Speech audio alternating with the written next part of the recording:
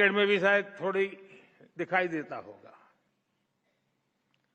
योजनाओं को तय समय पर पूरा करने पर भी पहले की सरकारों का कोई जोर नहीं था। हमने 10 वर्षों में इस स्थिति को बदला है। हमारी सरकार जिस स्पीड और स्केल इसके साथ इंफ्रास्ट्रक्चर का निर्माण कर रही है, आप सब उसके गवाह हैं। यह अभूतपूर्व है। साथियों, आज हम जिस दुनिया में रह रहे हैं वहां बहुत सारी अनिश्चितताओं से भरी हुई है और ऐसी दुनिया में भारत जैसी ग्रोथ और स्टेबिलिटी होना एक्सेप्शन है। ऐसी अनिश्चितता के समय में भी भारत के फॉरेन एक्सचेंज रिजर्व्स में अच्छी खासी वृद्धि हुई है। आज जब सारे देश लो ग्रोथ या हाई इन्फ्लेशन से जूझ रहे हैं, उन परिस्थितियों में भारत हाई ग्रोथ और लो इन्फ्लेशन वाला इकलौता देश है। इतनी बड़ी महामारी के बावजूद भारत का फिस्कल प्रूडेंस पूरी दुनिया के लिए रोल मॉडल है। Global good and service export Bharat का कंट्रीब्यूशन लगातार बढ़ रहा है। ग्लोबल ग्रोथ में आज भारत का शेयर 16% हो गया है।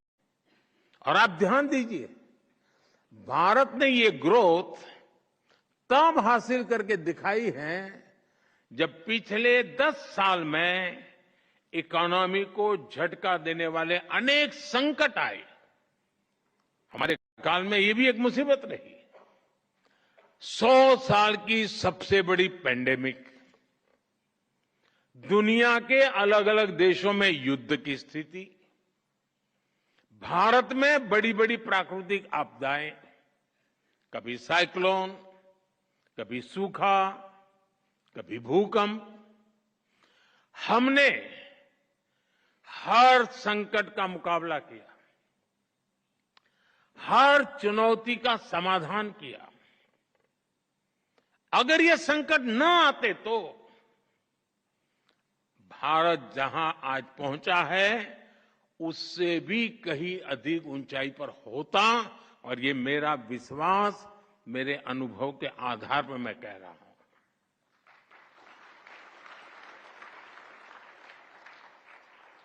साथियों, आज देश विकसित भारत के संकल्प को लेकर चल रहा है। बीते 10 वर्षों में 25 करोड़ लोग गरीबी से बाहर निकले हैं। हम देश के नागरिकों की ईज ऑफ लिविंग पर फोकस कर रहे हैं। हम देश के नागरिकों की क्वालिटी ऑफ लाइफ पर फोकस कर रहे हैं। साथियों, इंडस्ट्री 4.0 को ध्यान में रखते हुए हमारा बहुत अधिक फोकस स्किल डेवलपमेंट और एम्प्लॉयमेंट पर हमने केंद्रित किया है। आज देश के युवाओं में एक मिजाज बना है कि अपने दम पर कुछ करके दिखाना है। इसमें मुद्रा योजना हो, स्टार्टअप इंडिया अभियान हो, स्टैंड अप इंडिया हो, युवाओं की बहुत मदद कर रही है। मुद्रा योजना से लगभग मदद लेकर के 8 करोड़ से ज्यादा साथियों ने पहली बार कोई बिजनेस शुरू किया है। देश में आज करीब 1,40,000 स्टार्टअप्स हैं और इनमें लाखों युवा काम कर रहे हैं, नए नए साहस कर रहे हैं। इस बजट में भी जिस 2 लाख करोड़ रुपए के पीएम पैकेज की घोषणा हुई है, चारों तरफ उसकी वाहवाही हो रही है, खूब प्रशंसा हो रही है। इसका सीधा लाभ 4 करोड़ से अधिक युवाओं को मिलने का। ये पीएम पैकेज होलिस्टिक और कॉम्प्रिहेंसिव है। ये टुकड़ों में नहीं है, ये इंटरलिंक है, एंड टू एंड एक सॉल्यूशन है। इसका विजन स्पष्ट है। भारत की मैन पावर ग्लोबली कॉम्पिटिटिव हो, भारत का प्रोडक्ट ग्लोबली कॉम्पिटिटिव हो, और सिर्फ क्वालिटी नहीं बल्कि वैल्यू की दृष्टि से भी वो कॉम्पिटिटिव हो।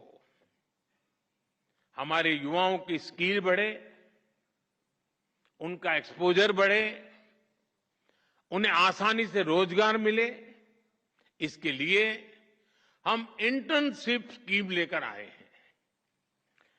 एम्प्लॉयमेंट जनरेशन करने वाले आप जैसे जो लोग हैं, उनको लार्ज स्केल पर इंसेंटिव मिले, इसका भी हमने ध्यान रखा है। इसलिए ही सरकार ने ईपीएफओ कंट्रीब्यूशन में इंसेंटिव की घोषणा की है। साथियों, हमारी सरकार का इंटेंट और कमिटमेंट एकदम साफ है। हमारे डायरेक्शन में कोई डायवर्जन नहीं है। चाहे नेशन फर्स्ट ये हमारा कमिटमेंट हो, चाहे $5 ट्रिलियन इकोनॉमी का संकल्प हो, चाहे सैचुरेशन अप्रोच को हम अचीव करने का इरादा लेके चले हो, चाहे जीरो इफेक्ट जीरो डिफेक्ट की बात हो, चाहे आत्मनिर्भर भारत का हमारा दृढ़ संकल्प हो, चाहे विकसित भारत के विराट संकल्प के लिए हमारी लंबी दौड़ हो, हम इसके लिए पूरे फोकस के साथ काम कर रहे हैं। हम योजनाओं को निरंतर विस्तार देते हैं, उनकी प्रोग्रेस की समीक्षा करते हैं। आप सरकार की अप्रोच, विकास के प्रति हमारे कमिटमेंट को भली भांति जानते हैं। हम हर बार नए माइलस्टोन्स गढ़ रहे हैं। इसलिए इंडस्ट्री से भी मेरी यही अपेक्षा है कि वो सरकार के साथ कंधे से कंधा मिलाकर विकसित भारत के सपने को साकार करने के लिए सरकार के साथ स्पर्धा करे, सरकार को भी पीछे रख देकर जीत हासिल करे, ये मेरी आपसे अपेक्षा है।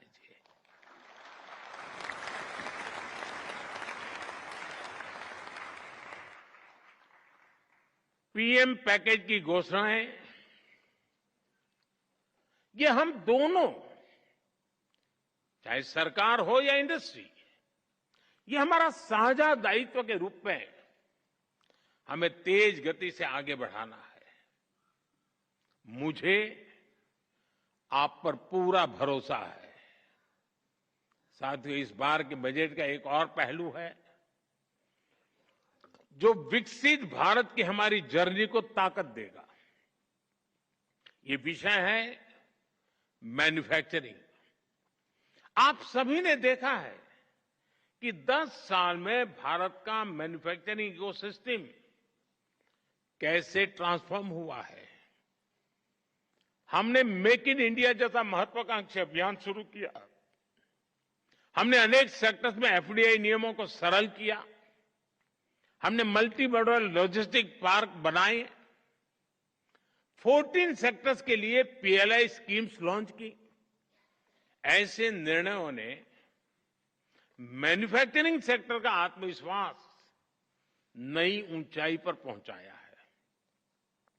अब इस बजट में देश के 100 बड़े शहरों के पास investment ready plug and play industrial park बनाने की घोषणा हुई है।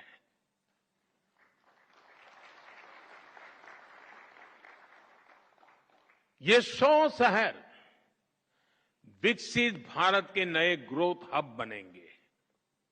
सरकार मौजूदा इंडस्ट्रियल कॉरिडोर्स का भी आधुनिकीकरण करेगी। हमारा बहुत बड़ा फोकस एमएसएमईज पर भी है। इससे करोड़ों लोगों को रोजगार मिलता है।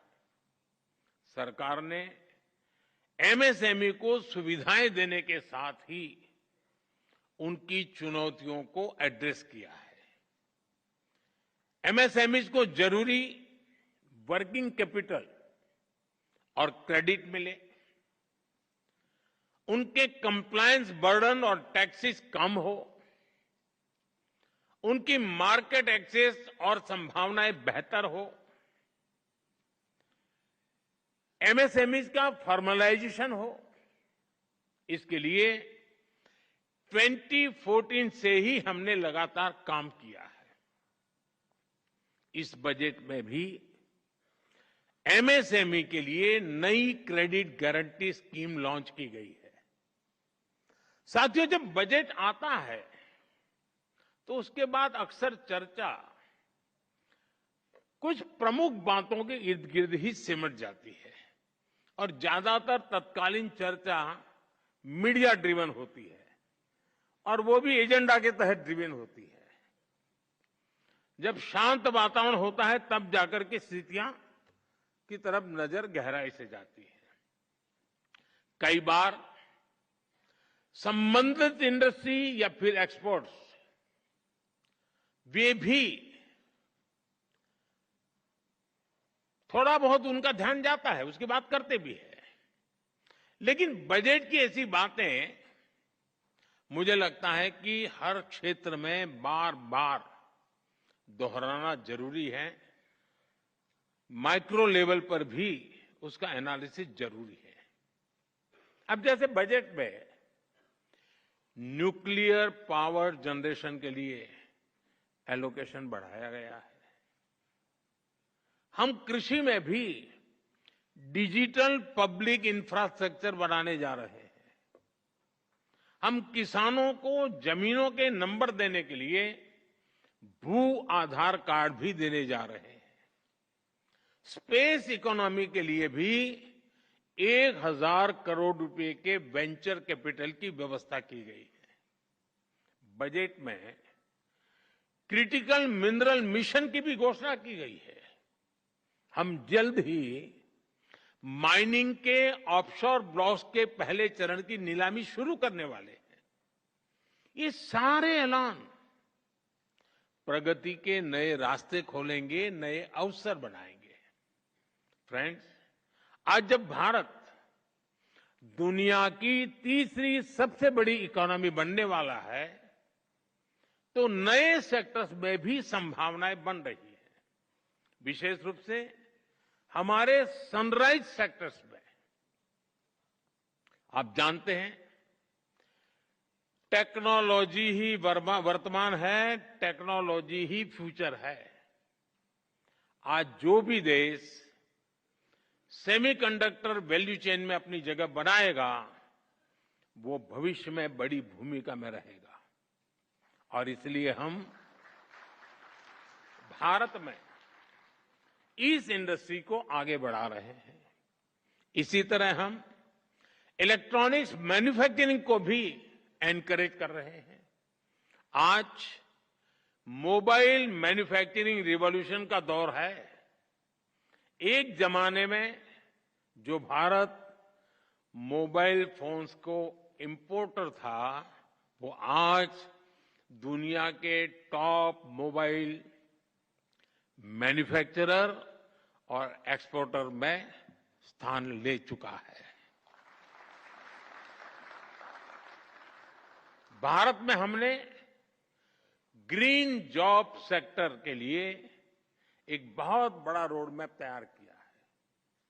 हम ग्रीन हाइड्रोजन, इलेक्ट्रिक व्हीकल्स, ऐसे अनेक सेक्टर्स को आगे बढ़ा रहे हैं। अब पीएम सूर्यघर योजना, ये इतनी बड़ी योजना है, इतने वेंडर्स की जरूरत है, और सरकार एक एक घर को 75,000 रुपया देने वाली है।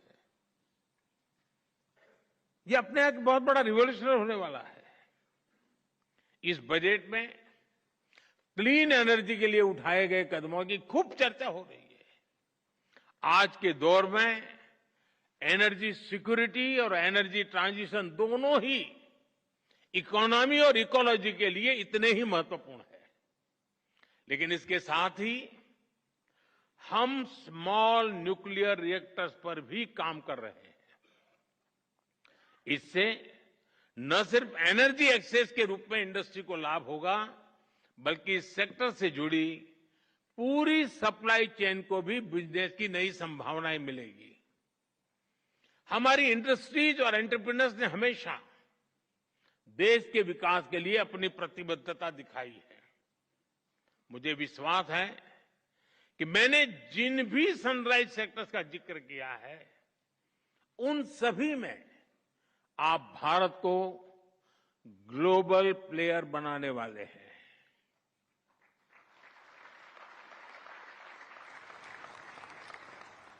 और ये मेरे लिए ग्लोबल प्लेयर शब्द भर नहीं है जी, मैं साफ मानता हूं मेरा देश ग्लोबल प्लेयर बनेगा।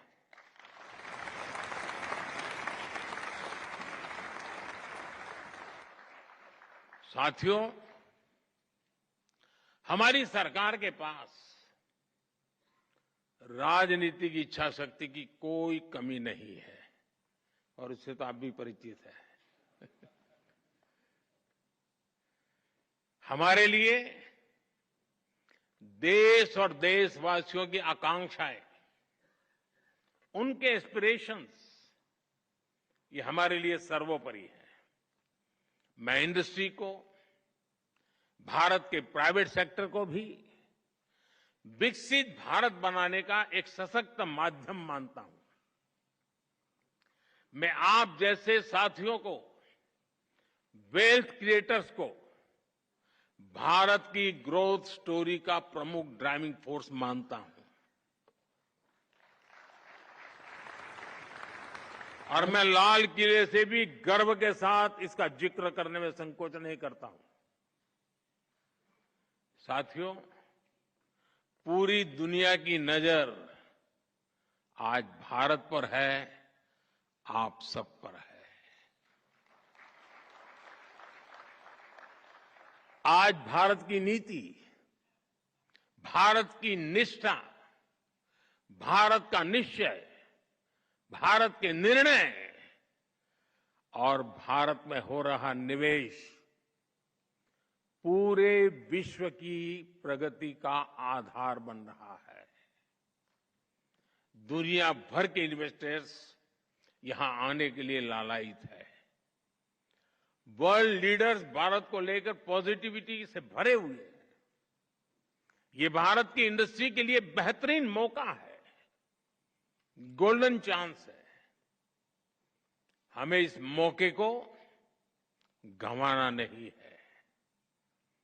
मैंने नीति आयोग की बैठक में भी, अभी जब मुख्यमंत्रियों से मीटिंग हुई, तो मैंने उनसे कहा है कि इन्वेस्टर फ्रेंडली चार्टर तैयार करे हर राज्य।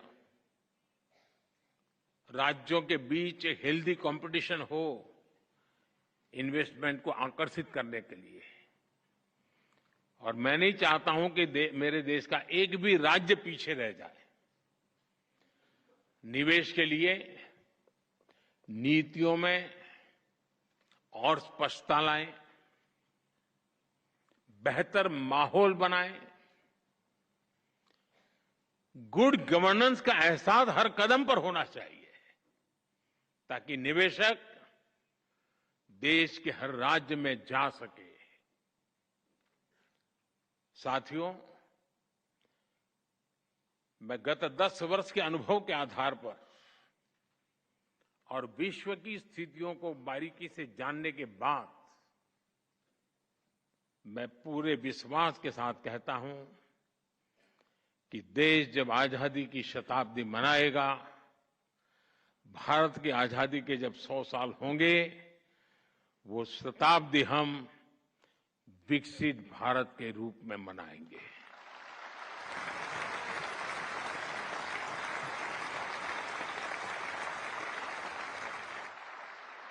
हम गरीब देश के रूप में आजाद हुए थे, हम लूट चुके थे।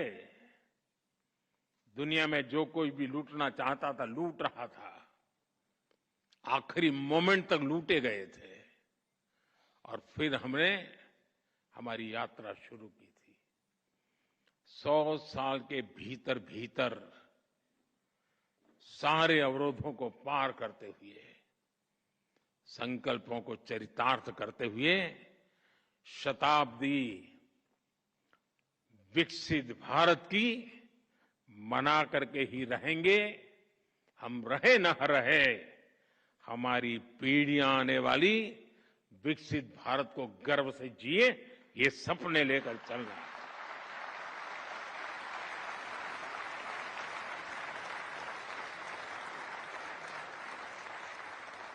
आइए हम सब मिलकर आगे बढ़े, अपने भारत को विकसित बनाएं और इस संकल्प को सिद्धि पर ले जाने के लिए जीवन का अपने पास ईश्वर ने जो भी दिया है, उसका उत्तम से उत्तम हम समाज को, देश को फिर से अर्पित करें। इसी एक भावना के साथ आप सभी को बहुत बहुत शुभकामनाएं, बहुत बहुत धन्यवाद।